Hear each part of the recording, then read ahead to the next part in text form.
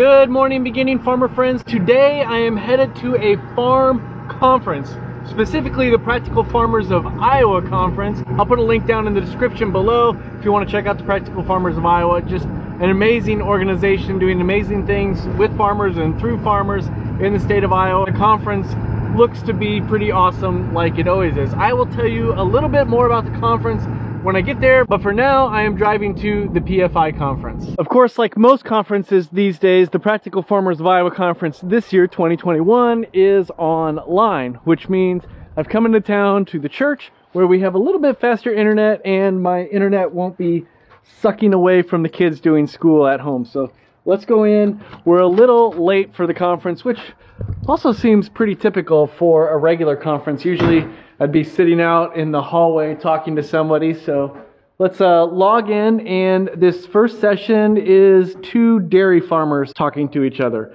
I don't have a dairy, obviously, probably never will have a dairy, but it will be cool to see what they have to say because both of these dairy farmers, one previously had a goat dairy and sold cheese, and one currently has a cow dairy and sells cheese. So there's direct marketing, there's farming practices, all sorts of stuff. So let's log in, see what it's all about. I've known I wanted to be a farmer for a lot of years. Dairy was always kind of a part of that. I made it to the conference. I have my camera online turned off so that they don't see me talking to this camera.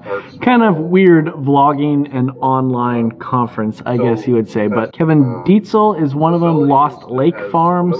And then Lois, she's actually a neighbor of ours. Actually, I will put a link right here, or here I guess it would be, because I have done a video with Lois before when she was actively doing the dairy. We have 19 cows. There we go. Let's see what's going on. 100% grass-fed, and we milk once a day. All right, first session is done, and I learned one thing. I do not want to make cheese. Second session is starting right now, and this is a very important one. You won't be able to see it probably, but it says Challenges to Processing Poultry in Iowa.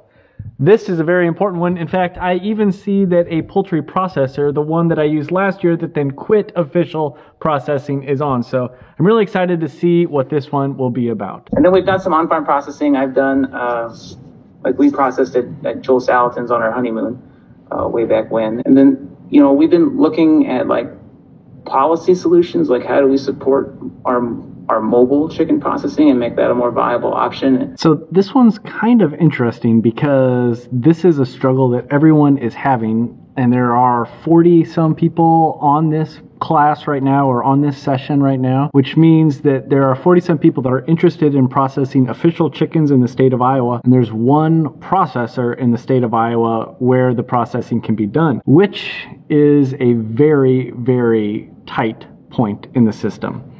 We're going to see what the ideas are. The biggest idea that people want to have is mobile processing.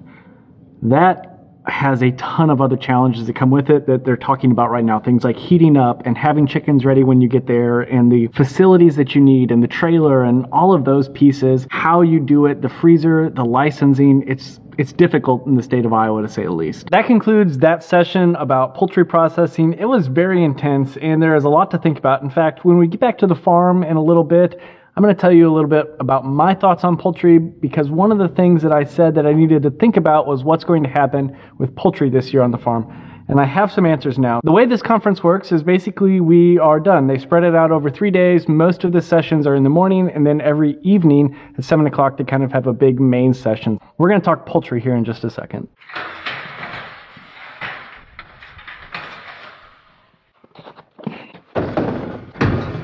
In an ideal world, I would have picked up these panels on that rack with the bale steer on the tractor with a loader, but the ideal world is down at a farm about 20 miles away from here getting fixed.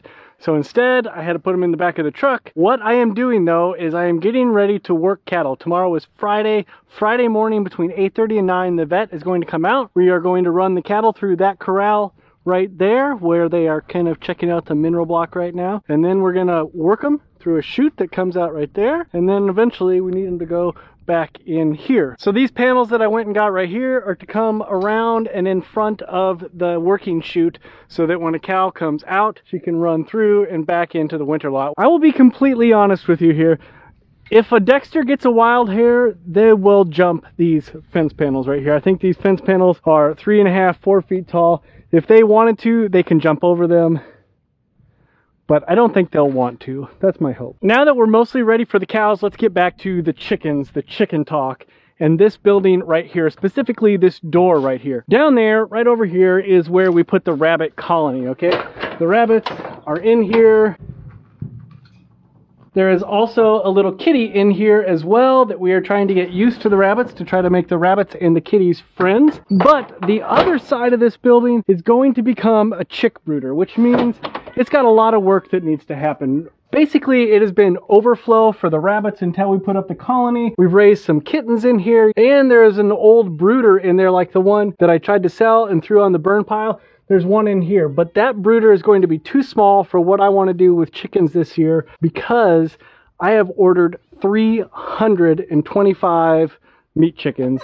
They're going to come the first week of February. I get it. The first week of February sounds very, very early to get chickens, especially in Iowa, because in Iowa in February, we could easily get temperatures below zero for multiple days in a row, or at least temperatures in the single digits and teens for highs. So it is a little bit of a risk, but I did it last year, and this year I think we're going to do even better. Last year we did great, but with a few higher numbers of chicks this year and a different brooder setup that we're going to have in there, I think we'll be able to do even better. Wow, it is dark in here. I want to tell you about this though. Instead of using that 4 by 8 foot homemade brooder box that I have in there, which is what I used last year, we're going to pull this little wooden Hoover, I don't know how you pronounce it, out of retirement. The way this works is it's got 2 lights in it, it's got a lid, it's got sides, it makes it really hot in there. We put wood shavings on top of it to act as a little insulation. Wood shavings, of course, on the floor underneath it to act as insulation, and it works pretty well. We will also put some hanging lights down from the top, some heat lamps, so no matter where they go, they're going to be able to be warm and comfortable and have access to fresh water and feed. 325 chickens. That sounds like a lot. The reason that I ordered 325 chickens is because 275 to 300 chickens is as many as the processor is going to do. That's right, we have a processing date scheduled at what is, at this point, the only state-inspected processing facility in the entire state of Iowa. That's where we're going to be going, and so that 300 is about the max, but we wanted to make the trip as most worthwhile as we could going up there. Speaking of processing, one of the things that came out of that PFI conference session that I did today is that there is a possibility, small, but a possibility, that there will be more state-inspected facilities in the state of Iowa coming online later in 2021, maybe midsummer, late summer, somewhere before fall. So we're just going to keep an eye on that, but for now, we've got a place scheduled, we've got birds ordered. There is a lot of work to do. Oh, hey there, John Deere 4020. I wish you were a 4430 right now with a cab and a loader, but I guess it is nice that I have you, and it's a family tractor, so I'm what, the 3rd generation to drive this tractor? I better put one of my kids on it so we can say 4th generation drove this tractor as well. All of that is to say this, all of the chicken stuff. I've got a lot of work to do. The brooder needs to be set up. That's going to take cleaning, of course, and a little bit of construction on the inside of it, making sure electricity and everything is ready to go in there, waterers, feed, all of the pieces associated with that. I also need to have a wagon ready. I'm not going to be able to get these chickens out as early as I normally would on the pasture, but I will have them on pasture before that first week of May processing date that I have. So I also need to get a wagon pulled in here and start building on that. I've got plenty of ideas on the design for that, but I need to get it done. So that means this shed needs to get cleaned out, the cattle need to get worked, and everything needs to get squared away with them, and we need to be ready for the chickens and gathering materials for the wagon. Keep me accountable, would you? It's gonna snow this week. I talked about it in yesterday's video with my cousin, and maybe 14 feet or 4 inches. We have no idea. They're not even guessing at this point. So I'm gonna split some firewood. Maybe we're gonna throw the chains on the John Deere 110 lawn tractor, because if we get snow, that's all we're gonna have to push snow. I hope you guys are having a great day. Talk to you later.